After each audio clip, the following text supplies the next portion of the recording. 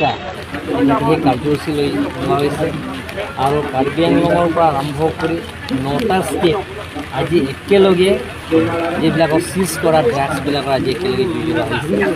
গতিকে আজি আমি কাৰ্বি আংলং তৰফৰ পৰা ইয়াত কাৰ্যসূচী লোৱা হৈছে আৰু লগতে আমাৰ লগত একেলগে সেই কাৰ্যসূচীটো মিলাই কৰি আমি যিমানখিনি চিজ কৰা ড্ৰাগছবিলাক আজি জুই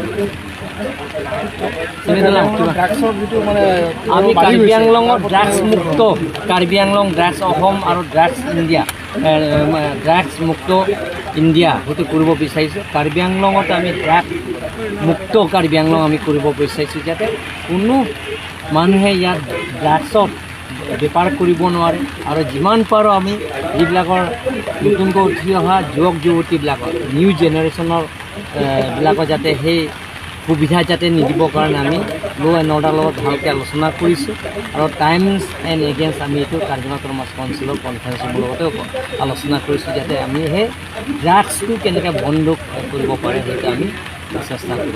ভাৰত চৰকাৰৰ নিৰ্দেশনা অনুসৰি NCBৰ জৰিয়তে আয়োজন কৰা আজি ড্ৰাগ ডিছপ'জেল অনুষ্ঠান আমি ইয়াত সম্পন্ন কৰোঁ 17 তাৰিখে আৰু এই ড্ৰাগ ডিছপ'জেল অনুষ্ঠানত আমি প্ৰায় 95 কোটি টকা মূল্যৰ আমি বিভিন্ন ধৰণৰ নিচাযুক্ত দ্ৰব্য আমি ইয়াত দহন কৰিছোঁ। এই অনুষ্ঠানত আমাৰ ভাগ ল'বলৈ মাননীয় CEM মহোদয়কে আদি কৰি বিভিন্ন সদস্যসকল আৰু MSC সকল ইয়াত উপস্থিত আছিল। আমাৰ মাজত জুডিচিয়েল আমাৰ ছেক্ৰেটেৰী কাৰ্বি আংলং জিলাৰ DLSC ছেক্ৰেটেৰী আমাৰ উপস্থিত আছে আৰু বিভিন্ন আমাৰ ইয়াত এডমিনিষ্ট্ৰেটিভ অফিচাৰসকল ইয়াত উপস্থিত আছে।